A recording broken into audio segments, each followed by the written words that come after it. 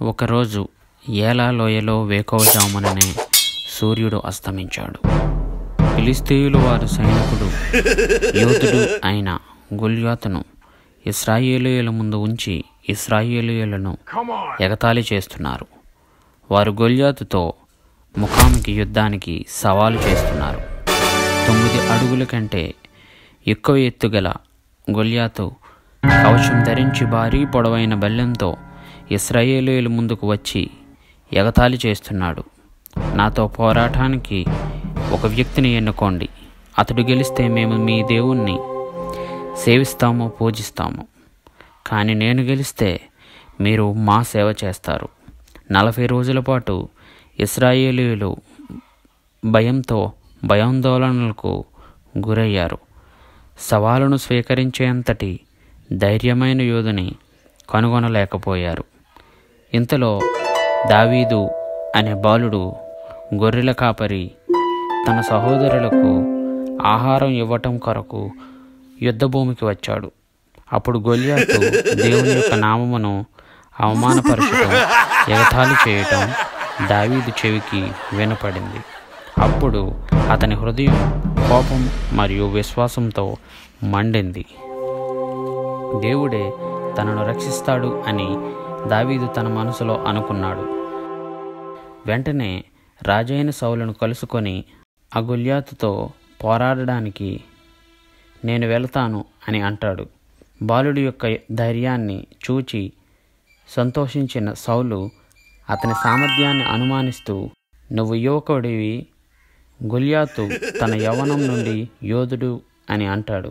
అప్పుడు దావీదు, సింహం వంటి పంజా నుండి నన్ను విడిపించిన ప్రభువు ఈ ఫిలిష్తీయుని చేతిలో నుండి నన్ను విడిపిస్తాడు. పరిష్కారం కోసం తహతహలాడుతున్న సౌలు దావీదు గొల్యాతుతో పోరాడేందుకు అంగీకరించాడు.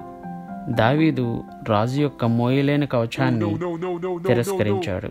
తన వాడుక అయిన ఒడిసెలను సిద్ధపరుచుకున్నాడు. పక్కనే వాగు నుండి 5 మృదువైన రాళ్లను ఎంచుకున్నాడు. గొల్యాతు దగ్గరకు దావీదు రాగానే పెద్ద పెద్ద నవ్వుతో, నువ్వు కర్రతో నా దగ్గరకు రావటానికి నేను కుక్కనా అని అంటాడు. అప్పుడు దావీదు స్థిరమైన స్వరంతో నిలబడి, నువ్వు ఖడ్గం, ఈటె, డాలుతో నా దగ్గరకు వచ్చావు, కానీ నీవు ధిక్కరించిన ఇశ్రాయేలు సైన్యములకు అధిపతి అయిన యెహోవా నామమున నేను నీ మీదకి వచ్చుచున్నాను. ఈ చిన్నపిల్లాడేమి చేస్తాడు అని గర్వం తలకెక్కిన సమయంలో ఆ తలపై గొల్యాతు నుదుటిపై దావీదు తన ఒడిసెలతో రాయిని గట్టిగా కొట్టాడు.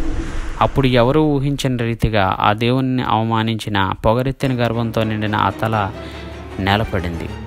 అప్పుడు ఇశ్రాయేలీయులందరూ ఆనందోత్సవాలతో సంతోషించారు. అప్పుడు దావీదు అంటున్నాడు, యుద్ధం యెహోవాదే.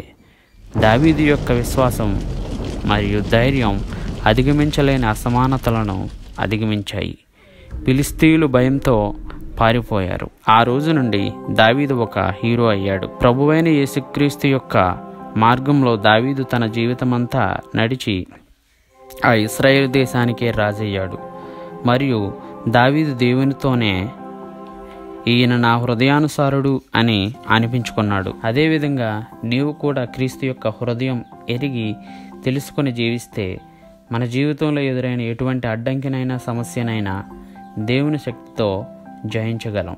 అటువంటి శక్తిని దేవుడు నీకు అనుగ్రహించునుగాక. ఆమేన్.